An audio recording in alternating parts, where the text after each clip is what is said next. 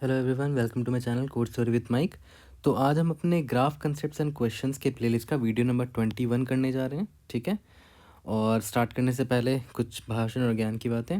देखो, I will be always waiting, ठीक है, कि आप कब गुड न्यूज़ देंगे अच्छे जॉब लगने का, ठीक है। कोई भी जॉब लगने का गुड न्यूज़ लिंक्डइन में जब दोगे, ठीक है, I will be very happy and I am literally waiting for that. Okay, तो कीप वर्किंग हार्ड और चाहे कुछ भी हो रुकना नहीं है, ठीक है। प्रोसेस पर ट्रस्ट रखना, keep working hard, your day will come, ठीक है, ट्रस्ट मी। तो आज हम लीड कोड का मीडियम लेवल का क्वेश्चन 990 बनाने जा रहे हैं, सेटिस्फाइबिलिटी ऑफ इक्वेशंस। ओके, इस क्वेश्चन को हम डिसजॉइंट सेट यूनियन से सॉल्व करेंगे, बट सबसे इम्पोर्टेंट चीज़ मेरे मन में कैसे आया होगा कि ये DSU से ही बनेगा। सबसे इम्पोर्टेंट क्वेश्चन यही होता है, तो ठीक है, वो भी हम देखेंगे कि जनता जवाब चाहती है, राइट, है ना, कि क्यों DSU सोचा आपने, कैसे स्ट्राइक हुआ कि DSU से बनेगा ये क्वेश्चन, ठीक है। आप मैप से भी बना सकते हो इस क्वेश्चन को। पहले तो इनपुट और आउटपुट देकर समझते हैं क्वेश्चन क्या है, ठीक है। तो क्वेश्चन में दे रखा होगा आपको एक वेक्टर ऑफ स्ट्रिंग दे रखा है, ठीक है, वेक्टर ऑफ स्ट्रिंग दे रखा है। सारे स्ट्रिंग का लेंथ 4 होगा, है ना। तो इंडेक्सिंग करते हैं 0 1 2 3। ये वाले स्ट्रिंग का भी लेंथ 4 होगा, 0 1 2 3, ठीक है। यहाँ तक तो क्लियर है। उसके बाद जो ज़ीरोथ और जो थर्ड कैरेक्टर होगा वो लो केस अल्फ़ाबेट होगा, ठीक है। लो केस अल्फ़ाबेट A से लेकर Z तक हो सकता है। यहाँ तक क्लियर हो गया। यहाँ पर ही वही चीज़ है, 0 और 3 लोअर केस अल्फ़ाबेट होगा, ठीक है। और जो सेकंड इंडेक्स होगा वो हमेशा इक्वल टू ही होगा। देख रहे हो, यहाँ भी इक्वल टू है, यहाँ पर भी इक्वल टू है। लेकिन जो फर्स्ट वाला इंडेक्स है वो या तो इक्वल टू हो सकता है, जैसे कि यहाँ पर, या तो ये एक्सक्लेमेशन पॉइंट हो सकता है, नॉट इक्वल टू वाला जो साइन होता है। यहाँ तक क्लियर होगा कि इनपुट में ये दे रखा होगा और आपसे बस ये सिंपल सा सवाल पूछ रहा है कि ये पूछ रहा है क्या सारे इक्वेशंस, जो इतने इक्वेशंस दे रखे हैं आपके इनपुट में, क्या सारे इक्वेशन साइमल्टेनियसली ट्रू हो सकते हैं क्या। अगर हो सकते हैं तो ट्रू होगा, नहीं हो सकते तो फॉल्स होगा, ठीक है। देखते हैं इसका आंसर फॉल्स कैसे आता है ना। यहाँ पहले इक्वेशन पर आते हैं, ठीक है, पहले इक्वेशन पर आते हैं। इसमें क्या बोल रहा है कि भाई ए जो है बी के बराबर है। चलो ठीक है, मान लिया ए जो है बी के बराबर है, ओके, समझ में आ गया। फिर दूसरे इक्वेशन पे है, ये बोलता है भाई बी जो है ए के बराबर नहीं है, बी जो है ए के बराबर नहीं है। कैसे ट्रू हो सकता है दोनों एक साथ, है ना। एक बंदा बोल रहा है ए बी के बराबर है, एक बंदा बोलता है बी ए के बराबर नहीं है। तो ऑब्वियस सी बात है ये दोनों इक्वेशन साइमल्टेनियसली ट्रू नहीं हो सकते हैं at the same time, right. एक टाइम पे सेम नहीं, ट्रू नहीं हो सकते। That's why the answer is false, है ना। कि एक टाइम में आप बोल रहे हो ए बी के बराबर भी है और एक टाइम बोलते हो बी ए के बराबर नहीं है, तो ऑब्वियस ये गलत बोल रहे हो आप। दैट इज़ वाई ये सारे equations at the same time simultaneously true नहीं हो सकते, ठीक है। That's why the answer is false. तो ये तो समझ में आ गया कि हाँ भाई क्वेश्चन क्या कहना चाह रहा है। अब सबसे इंपॉर्टेंट सवाल है कि भाई कैसे सोचा कि ये DSU से ही बनेगा, और बनेगा भी तो कैसे बनेगा, ठीक है। तो चलो देखते हैं कि कैसे मेरे मन में आया कि DSU का क्वेश्चन है, ओके। तो वाई DSU, कि क्यों DSU से ये आया मेरे मन में, उससे पहले मैं ये बता दूं कि आप सिंपली इसको मैप से भी सॉल्व कर सकते हो, राइट। आप मैप यूज़ कर लो, मैप से सॉल्व कर सकते हो, है ना। मैप में आप हर एक इक्वेशन को इटरेट करो, जैसे ये A is equal to B है तो मैं लिख दूंगा मैप में कि अच्छा A B के बराबर है, ठीक है, या फिर B A के बराबर है, ठीक है। और यहाँ पर E is equal to C है तो इसका मतलब क्या हुआ, E C के बराबर है और C E के बराबर है, ठीक है। यहाँ पर क्या है, B is equal to C है, B C के बराबर है, C B के बराबर है। यहाँ पर क्या है, A not equal to E है, ठीक है। इसका मतलब क्या हुआ, A E के बराबर नहीं है, ओके। तो आप खुद सोचो, पहले तो A को ढूंढो कि A जो है B के बराबर है, B और कहाँ है, B C के बराबर है, यहाँ पर देखो, है ना। और C जो है E के बराबर है। तो फाइनली A जो है, A से मैं B में गया, B से C में गया, C से E में गया, और यहाँ E not equal to E निकल आ गया, जो कि पॉसिबल है ही नहीं, तो आप रिटर्न फॉल्स कर दोगे। थोड़ा सा माथापीची करना पड़ेगा कोडिंग में, बट आप मैप से भी बना सकते हो बड़े आसानी से इसको, ठीक है। तो बट उससे अच्छा तरीका क्या है, DSU। और DSU कैसे आएगा मन में वो सोचो, है ना, वो बताता हूँ। पहले देखो, पहले तो ये सोचो ना कि यार देखो इसका मतलब क्या हुआ कि A और B दोनों सेम है, A और B दोनों सेम है। शुरू में तो मुझे किसी के बारे में नहीं पता है, शुरू में मुझे पता था कि हाँ भाई A जो है, B जो है, C और E सब अकेले अकेले लोग हैं, सब अलग अलग हैं, कोई किसी के इक्वल नहीं है। शुरू में तो मुझे ये लगता होगा, फिर जब मैंने पहले इक्वेशन को देखा तो मुझे पता चला कि अच्छा ए और बी सेम है ना, ए और बी सेम इलाके के हैं, तो उनको एक सेट में मैंने डाल दिया, है ना, तो ए और बी एक ही हो गए, है ना, उनको मैंने सेम सेट में डाल दिया। फिर इसी इक्वेशन में आया तो पता चला कि अच्छा सी और ई सेम इक्वल है, तो सी और ई सेम सेट में आ गया। तो देख रहे हो यहाँ पर सेट का खेला हो रहा है, सेट 1 सेट 2, मतलब कॉम्पोनेंट बोल लो, ये कॉम्पोनेंट हो गया, ये कॉम्पोनेंट हो गया। फिर बाद में बी और सी आया, ठीक है, बाद में बी और सी आया। तो पहले तो मैं देखूंगा कि अच्छा, तो आपको ये पता करना होगा ना कि अच्छा बी जो है किसके बराबर रहा होगा, है ना। तो याद करो डिसजॉइंट सेट में क्या करते थे कि जैसे ए और बी जब यहाँ मुझे इक्वल मिला था तो दोनों को एक सेट में डाला, तो याद करो पेरेंट बनाते थे कि इस इलाके को ए रिप्रेजेंट कर रहा होगा, है ना। और याद करो ये डायग्राम ना बनाने से अच्छा है ये डायग्राम बनाओ, जो कि ज़्यादा समझ में आता था हमें, है ना, कि बी तो ए को रिपोर्ट करेगा, तेरा मालिक ए है ना। सिमिलरली अगर इस डायग्राम को मैं बनाऊँ, सी को ऐसे बनाता और ई को यहाँ डाल देता, बोलता कि सी पेरेंट है ना, ठीक है। अब सिमिलरली यहाँ देखो ध्यान से, जब बी और सी की बारी आई, इस इक्वेशन की बारी आई, तो मैं डायरेक्ट बी पता कर सकता हूँ ना कि बी किसके बराबर रहा होगा, है ना। तो मुझे पता चल जाएगा कि अच्छा बी तो ए के बराबर है, तो यहाँ ए लिख देते हैं।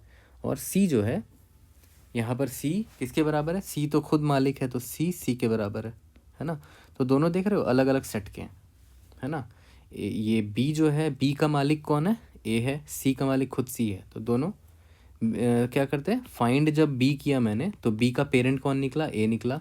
और फाइंड जब सी किया मैंने तो सी का पेरेंट कौन निकला, खुद सी ही निकला, ठीक है। यानी कि दोनों अलग अलग सेट के हैं, तो दोनों को हम मर्ज कर सकते हैं, ठीक है। तो फिर मेरी मर्जी होगी कि चलो ठीक है, मैं सी को बोल दूंगा कि भाई सी तू ना अब ए को रिपोर्ट कर, तेरा पेरेंट ए है, ठीक है। यहाँ तक तो क्लियर है, ओके। अब मैं यहाँ पर आया, ठीक है। तो ए का मैं पेरेंट कौन है वो डायरेक्ट निकाल सकता हूँ, है ना। मैं ए के पास जाऊँगा, ए का इलाका कौन है, ये है, और ए का पेरेंट खुद ए है, तो मैं लिख सकता हूँ कि ठीक है ए के बराबर है। और यहाँ ई के पास जब आया तो ई का देख रहा हूँ कि ई का पेरेंट कौन है, ई का पेरेंट सी है, सी का पेरेंट ए है। लेकिन जब पाथ कंपैरिजन करते हैं तो याद करो डायरेक्ट ई का पेरेंट ए को मार्क कर देते हैं। अब मैंने इससे पहले वीडियोस के ध्यान से देख लेना, है ना। पहले की 2 वीडियोज़ में मैंने पढ़ाया है path and rank, path compression and rank, है ना, डीएसयू में, तो वो देख लेना। तो इन तीनों को मदद करके ये मैंने ग्राफ बना लिया, है ना। और पाथ कंप्रेशन करके ई अब डायरेक्ट ए को पॉइंट कर रहा है, तो मैं डायरेक्ट ई का पेरेंट कौन है वो निकाल सकता हूँ। तो डायरेक्ट ई का पेरेंट मैं यहाँ से निकाल लूँगा कि फाइंड ई क्या होगा, डायरेक्ट ए मिल जाएगा, तो ये ए मिल गया। एक बात बताओ, ए नॉट इक्वल टू ए है क्या, ऐसा पॉसिबल हो सकता है? यहाँ तो लिखा है नॉट इक्वल टू, तो मैंने पता कर लिया कि भाई ए किसके बराबर है, खुद ए के बराबर है। ई किसके बराबर है, ई ए के बराबर है, यहाँ से पता चल गया, ठीक है। तो ए नॉट इक्वल टू ए है, ये पॉसिबल है क्या? नहीं, ए नॉट इक्वल टू ए कैसे हो सकता है? तो ऑब्वियस हमारा आंसर फॉल्स होगा। क्लियर हो गया? तो यहाँ से मुझे समझ में आया कि अच्छा कंपोनेंट, ये ए जब बी के बराबर था तो दोनों को एक जगह कर दिया, है ना। ई जब सी के बराबर था तो दोनों को एक जगह कर दिया। फिर बी जब सी के बराबर, जब इस इक्वेशन की बारी आई, बी इज इक्वल टू सी की, तो मुझे पता करना था ना कि बी फाइनली किसके बराबर होगा। तो याद करो बी इस सेट को बिलोंग करता था और इसका पेरेंट ए था, तो मैं बोल देंगे कि अच्छा बी का पेरेंट ए है तो B is equal to A होगा। सिमिलरली सी किसके बराबर रहा होगा, तो सी और ई इस सेट के थे और इसका पेरेंट ई था, तो सी ई के बराबर था, ठीक है। और ए और ई इक्वल है नहीं, है ना, ए और ई तो इक्वल है नहीं, मतलब दोनों का यूनियन कर दो, ठीक है, क्योंकि यहाँ बोल रहा है कि ये दोनों इक्वल है तो दोनों का यूनियन कर दो। फिर मैंने क्या किया, ए बी सी ई सबको एक सेट में डाल दिया और बोला कि ए जो है वो मालिक है, ठीक है। फिर यहाँ पर जब आए नॉट इक्वल टू वाले केस में, देखो नॉट इक्वल टू को ही मुझे बता पाएगा कि कौन ये स्टेटमेंट सही है कि गलत है, क्योंकि इक्वल टू वाले में याद करो ना, हमें तो यूनियन करना है ना, यूनियन ही तो कर रहे हैं, ये यूनियन किया, फिर यहाँ पर ये यूनियन कर दिया, है ना। यूनियन और फाइंड ही तो होता है, डीएसयू में क्या होता है, यूनियन और फाइंड ही होता है। तो मुझे यहाँ तो पता चल गया अच्छा हाँ यूनियन वाला कंसेप्ट यूज़ हो रहा है, ठीक है। फिर यहाँ पर जब नॉट इक्वल टू वाला केस आ रहा है तो पता कर लेते हैं ना कि ए का पेरेंट कौन है, तो फाइंड ए मार लिया, ठीक है, ए का पेरेंट खुद ए है। फिर ई का पेरेंट फाइंड ई मार लिया, ई का पेरेंट खुद ए है, और यहाँ लिखा ए नॉट इक्वल टू ए, ऐसा पॉसिबल ही नहीं है, तो मेरा आंसर फॉल्स होगा, ठीक है। तो ऐसे रिलेट कर करके बहुत सारे ऐसे क्वेश्चंस हैं जो अंत में आपको रियलाइज़ कराते हैं कि ये डीएसयू से बनेगा, ठीक है। और इट इज़ टोटली फाइन कि आप फिगर आउट नहीं कर पाए कि DSU से बनेगा। मैं भी नहीं कर पाया था, ठीक है। बट क्वेश्चंस बनाते बनाते बनाते बहुत सारे क्वेश्चन बनाने लगे ना, तो खुद दिमाग में आने लगेगा। उसका टेंशन मत लो, अरे मेरे दिमाग में नहीं आ रहा, आएगा। बट कंडीशन क्या है कि भाई आपको क्वेश्चन बहुत सारे बनाने पड़ेंगे, ठीक है। और क्वेश्चन बनाने से भागना नहीं है, ठीक है। तो यहाँ पर आपको सोल्यूशन भी समझ में आ गया होगा, ठीक है, कि फाइंड और यूनियन से कैसे सॉल्व होगा ये। तो मैं फिर से एक बार दिखा देता हूँ कि फाइंड एंड यूनियन से इस एग्जाम्पल को कैसे सॉल्व करेंगे। तो देखो ये हमारा एग्जाम्पल था। और याद करो मैंने आपको बोला था ना, जब भी DSU को क्वेश्चन पकड़ा जाता है ना, मैं आंख बंद करके फाइंड और यूनियन वाला कोड को ना कॉपी पेस्ट मार देता हूँ, जैसे कि मैंने इससे पहले वाली वीडियो में भी किया था। क्योंकि मुझे पता है कि हाँ DSU में यही दो चीज़ें होती हैं और कुछ नहीं होता इसके अलावा। तो भाई फाइंड यूनियन तो मैं ऐसे ही लिख देता हूँ, बट हाँ आप बिना देखे लिखो ताकि आपका प्रैक्टिस हो जाए, ठीक है। तो चलो, फाइंड एंड यूनियन तो मुझे पता है DSU में होता है। तो आते हैं कि कैसे सॉल्व करेंगे इसको फाइंड एंड यूनियन लगा के। तो सबसे पहले तो क्या करेंगे ना, जो जो इक्वल वाले साइन है, जैसे ये इक्वल वाला है हो गया, ये इक्वल वाला हो गया, ये इक्वल वाला हो गया, ठीक है, उन लोगों को पकड़ के यूनियन मार दो। क्योंकि इक्वल है, क्वेश्चन खुद बोल रहा है कि भाई ये लोग इक्वल है, तो यूनियन मार देंगे। जैसे A is equal to B है ना, तो A को पेरेंट बना के B से यूनियन कर दिया, ठीक है। मैंने क्या किया, यूनियन ऑफ A, B कर दिया, ठीक है। यहाँ पर जब आए देखा अच्छा ये दोनों इक्वल है, तो यूनियन ऑफ E, C कर दिया। तो ये याद करो यूनियन कैसे करते थे, पहले E का पेरेंट पूछते थे। तो स्टार्टिंग में तो E का पेरेंट खुद E ही रहा होगा, ठीक है। और स्टार्टिंग में C का पेरेंट खुद C रहा होगा, ठीक है। तो दोनों का पेरेंट अलग अलग है, तो यूनियन कर दो। तो मैं बोलता हूँ चलो ठीक है, तुम इसके पेरेंट बन जाओ। E को बोल दिया कि तुम इसके पेरेंट बन जाओ, ओके। सिमिलरली यहाँ पर आया तो B से पूछूंगा भाई B तेरा पेरेंट कौन है, तो B बोलेगा मेरा पेरेंट A है। C तेरा पेरेंट कौन है, C बोलेगा मेरा पेरेंट E है। यहाँ से निकल गया है ना। तो अब मैं बोलूँगा कि चलो ठीक है, क्योंकि दोनों में से किसी एक को पेरेंट बना दो।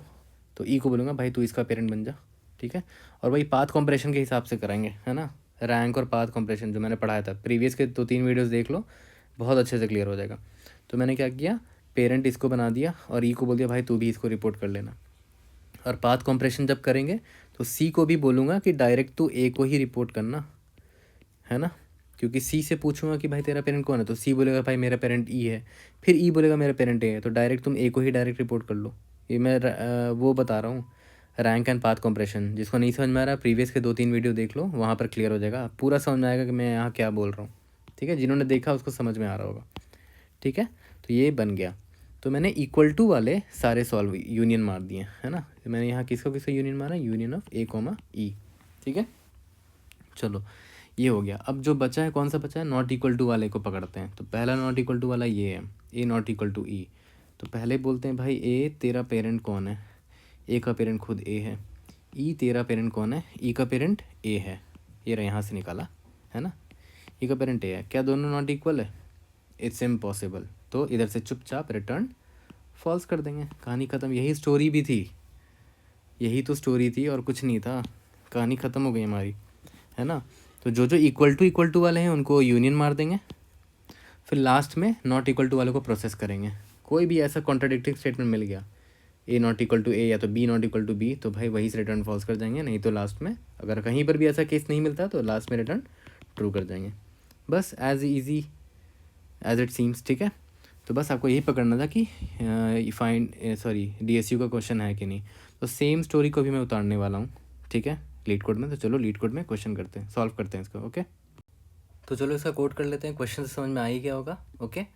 DSU से सॉल्व करते हैं। और यहाँ पर मैंने क्या बोला था, जब भी DSU क्वेश्चन होता है मैं चुपचाप फाइंड और यूनियन का कोड चिपका देता हूँ। तो जाना मेरे रिपोजिटरी में, ठीक है, इंटरवीडियो सेल्गो वाले रिपोजिटरी में जाना। यहाँ पर ग्राफ मिल जाएगा आपको, ग्राफ में जाना, ग्राफ में डिसजॉइंट सेट में जाना, डिसजॉइंट सेट में यही वाला सबसे ऑप्टिमल वाला चिपका देना, है ना, रैंक एंड पाथ कॉम्प्रेशन वाला, फाइंड वाला फंक्शन और यूनियन वाला फंक्शन। तो ये मैंने उठा के यहाँ पर पहले ही चिपका दिया, यानी कि मैं फ्री हो गया यहाँ पर से, ठीक है।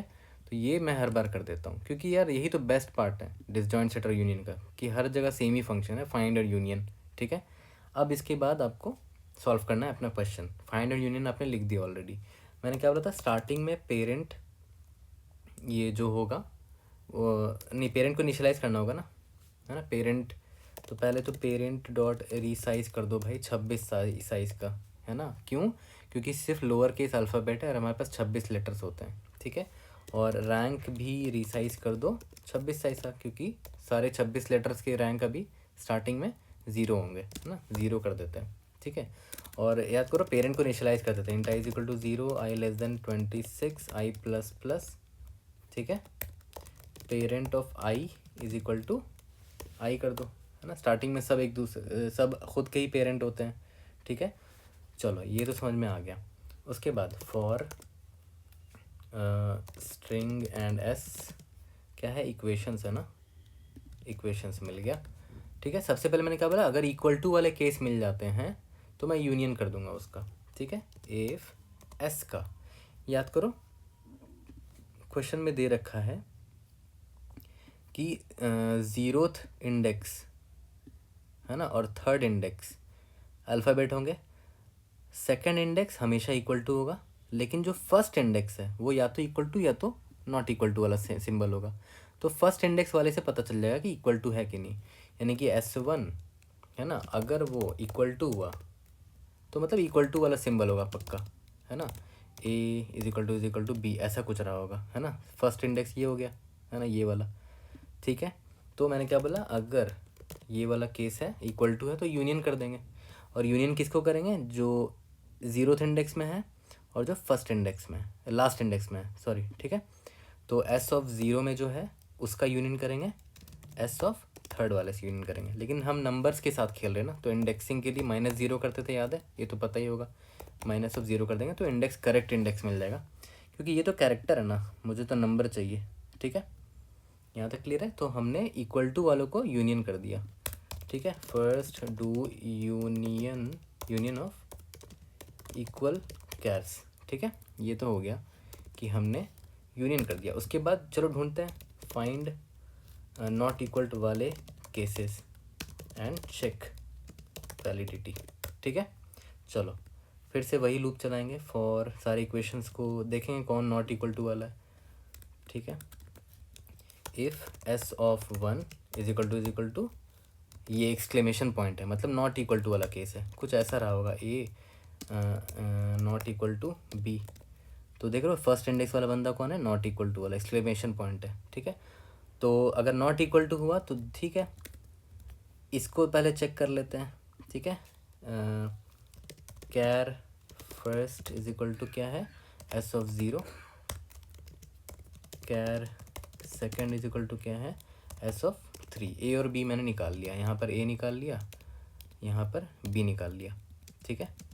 चलो अब देख लेते हैं कि ये दोनों नॉट इक्वल टू बोल रहा है, दोनों का पेरेंट निकाल लेते हैं पहले, ठीक है।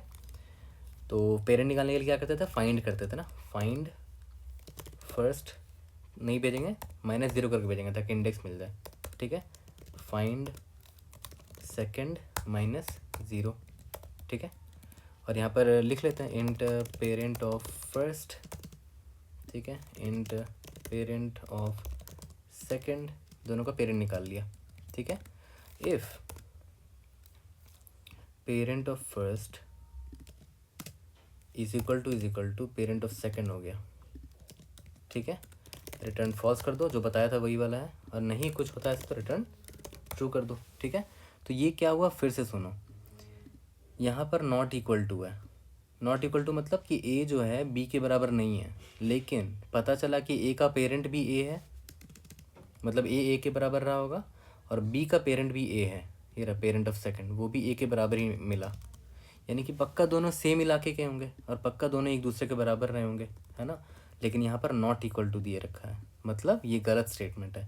वैसे केस में हम रिटर्न फॉल्स कर देंगे, नहीं तो ट्रू रिटर्न करेंगे, ठीक है। फिर से ध्यान से ड्राई रन करो, जो मैंने एग्जाम्पल में दिखाया ना उससे ड्राई रन करो इस कोड को, ठीक है। ये इफ़ कंडीशन ही इम्पॉर्टेंट है, जो मैंने क्वेश्चन सिखाया ना, एग्जाम्पल जो दिखाया था उसमें ड्राई रन करो, dry run is very important, dry run से ही बनाया था मैंने इस क्वेश्चन को, ठीक है। तो इसको रन करके देखते हैं, let's see if able to pass all the test cases. Great, submit करके देखते हैं, लेट्स सी। तो देखो हमने यहाँ क्या गलती करी, हमने एक गलती क्या कर दी कि किसी कैरेक्टर के कॉरस्पॉन्डिंग जो इंडेक्स निकालना होता है, -a, 0 नहीं करते, -a करते थे, याद है, माय बैड, यहाँ पर -a होगा हर जगह। किसी भी कैरेक्टर के कॉरस्पॉन्डिंग जो इंडेक्स निकालना होता है 26 साइज़ के अरे में या वेक्टर में, -a करके निकालते थे, याद है ना? ध्यान देना, मिस मत करना इस चीज़ को। अब सबमिट करके देखते हैं, अब चल जाना चाहिए। मेन तो यही था यार कि फाइंड और यूनियन आपको लगाना था, वो पता करना था, पता चल गया। और ये वाला इफ़ कंडीशन, ये इंपॉर्टेंट है। तो देखो सबमिट हो गया है। I hope I was able to help. कोई भी डाउट होता है raise in the comment section और try to help you out. See you guys in next video. Thank you.